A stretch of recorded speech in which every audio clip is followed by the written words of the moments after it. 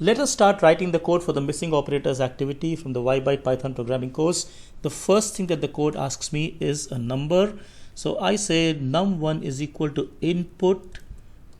Please tell me a number. Now remember, input is a command which allows us to get inputs from the console. It's like the ask and wait in Scratch.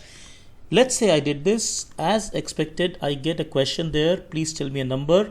Now the prompt is right now at the same row as the question. So let's say answer 56, and indeed that's what the code does because there's nothing beyond this code. I'm going to make a few changes. First thing first, let's say I add a \n over here. Now what this will do is that when I get my question, please ask a number, notice my cursor is on the next line. It makes it a little bit more easier for me to input numbers. So I say, for example, 23 or whatever number, that's okay. And the code actually stops. And because there's nothing else in the code.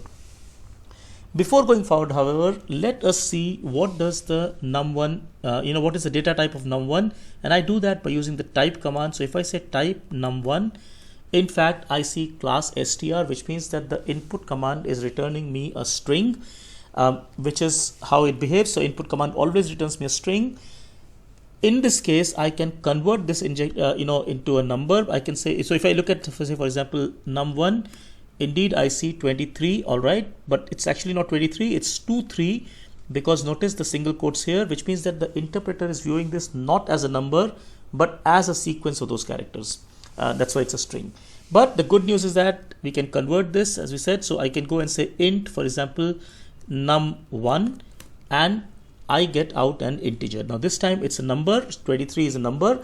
So what I can do is that I can go and say int, over here, and put this entire input command inside the int statement.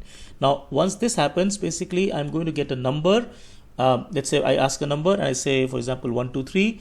This time round my num1 is 123. Notice there are no quotes here. Also, if I look at the type of num1, it is indeed an integer, as what I expected. Now one question that naturally comes up is that what if my user is a little bit mischievous, gives me a number, gives me, let's say, an input that cannot be converted to a string, to an integer, sorry.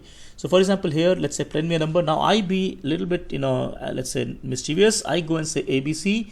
Well, unfortunately, our interpreter will just give up. He'll say, I do not know what to do with this because you asked me to convert this string to a number and I cannot do that, right? So that's why it gives an error here. And there are ways to handle these things more gracefully using the try and except statement. But here we are going to move forward, assuming that our user will indeed give us something that can be converted to a number. Say, let's say, for example, 123. In this case, everything is fine because num1 can easily become like an integer, which is 123. Now we go ahead and let's say ask one more number to our user. So I just go and repeat basically the same statement. So I copy this and I paste this here, except that now I'm going to call this as num2, which is my second number. And here I just say, tell me, say, another number. Now you can, make this a bit more, let's say, controlled. You can say, give me a number, let's say below 100, and make a check. Then after that, the number is indeed below 100 and so on and so forth. Those things can be done, but I'm keeping it simple here. So I just go and say, please tell me one number. I just put a colon here so it looks a little bit, better.